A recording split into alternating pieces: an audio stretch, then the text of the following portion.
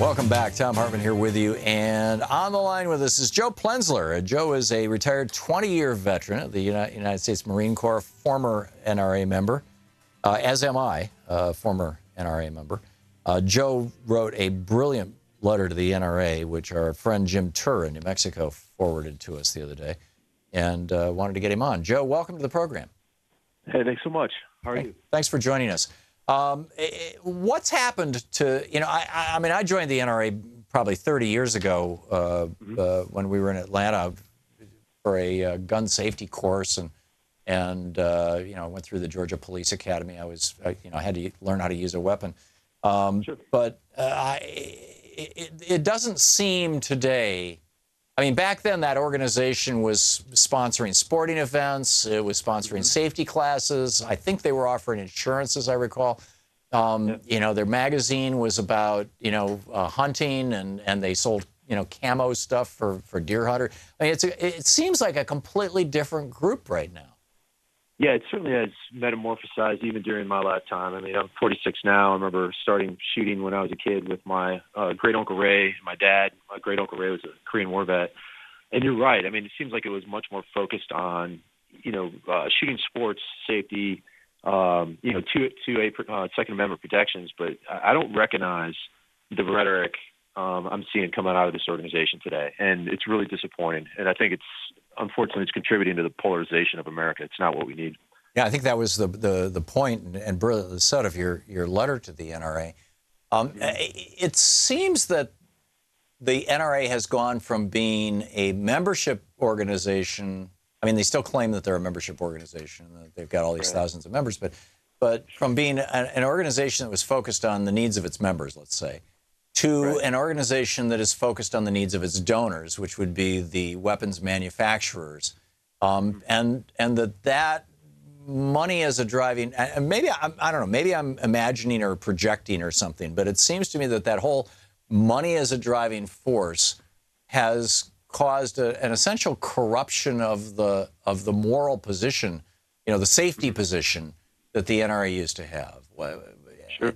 Or are we just speculating here? I don't know. Well, I don't know. I always try to follow the money, to see people's real motivations. And, when you take the king's shilling, you do the king's bidding. And, I think looking at the membership association space, I mean, the funds are one thing. That keeps the lights on, the lobbying effort of putting money in politicians' campaigns. But the actual numbers is kind of like the political throwaway on the hill. So when they can go out and say they have X many million members, then, in every congressional district, then politicians seem to, pay attention to that. But the rhetoric coming out of there is just so divisive right now that, it seems like they've almost picked a side, right? And they forget that there's a big population out there. There's a large population of gun owners. And I think even by the NRA's own estimates, there's something like 100 million gun owners in the United States, but only 5% of that are NRA members. So, it's pretty clear that we don't need them to advocate for our Second Amendment rights, because that's not what they're doing anymore. Yeah. So where do we go with this, Joe? I mean, I used to have these debates with I'm not sure if that they were even NRA surrogates, but people who were just gung ho on everybody needs to have a gun all the time and open carry and this, that, and the other thing.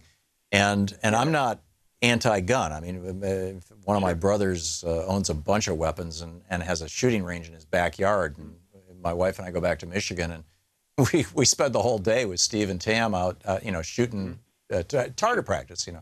But I consider it a reasonable sport. I'm a little concerned about all the lead dust, but that outside of that, and I've always enjoyed shooting.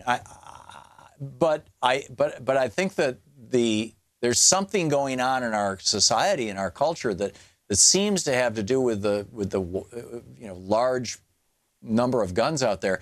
If a gun is in a home, I think it's a 5-fold increase in the probability of a suicide happening. We've got 30,000 children a year being shot, maimed, killed by guns. It's we've got a serious problem in this country, and it doesn't seem to me like the organization that should be at the forefront of doing something about it, and frankly, I thought used to, advocate gun safety, is doing anything about it. Right.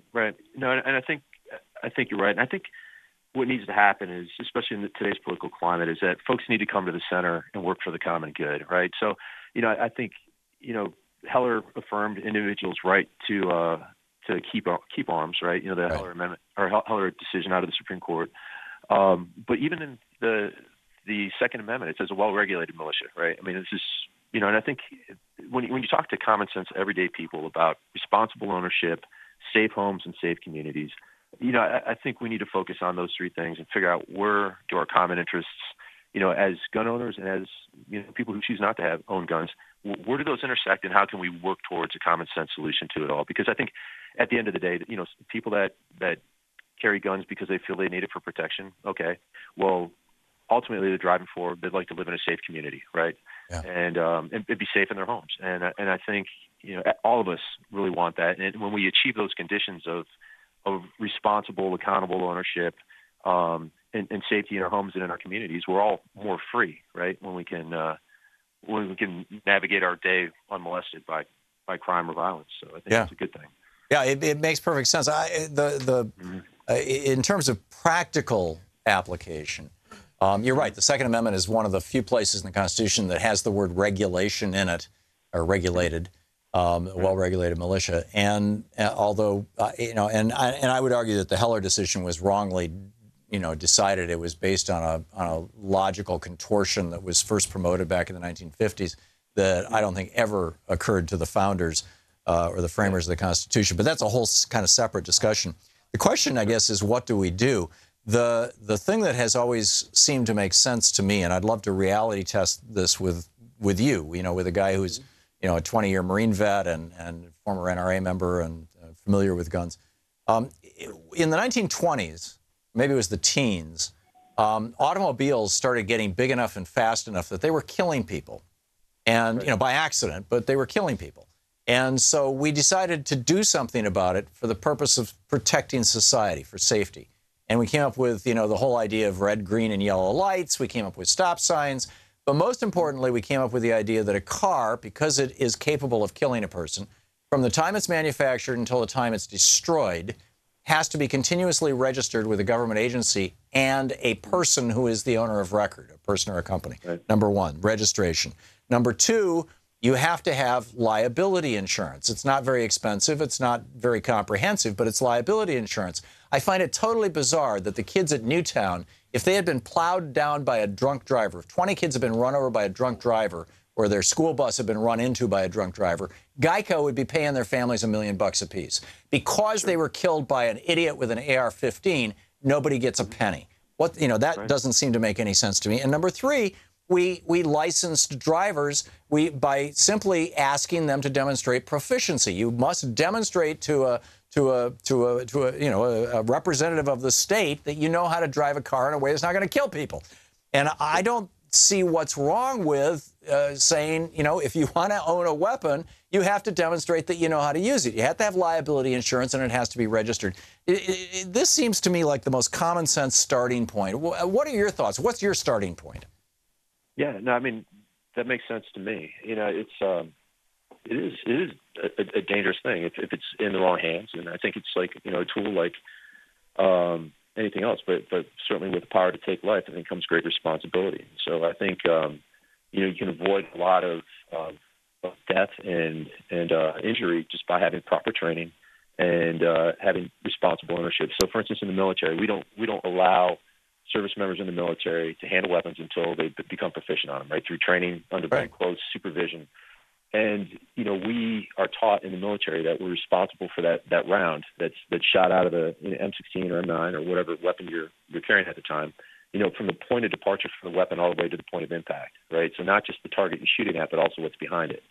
And so, we drill that into our young Marines and soldiers. And I know the military application is different than a civilian application, but, I think the part about having shown proficiency, yeah, that's a reasonable thing, right? I mean, because here's the other thing, too, and a lot of, folks who are against that position seem to forget is that in extremis, you're going to do exactly what you train to do or what you fail to train to do, right? Because when your adrenaline starts, and I'm talking about a guy who's been in a gunfight and experienced this personally, you start reacting based on your training, and that takes over. And it takes a few seconds or a few minutes for your thinking part of your brain to catch up with everything else that's going on. Your flight or flight stimuli, and so you read countless reports of police who were involved in shootings.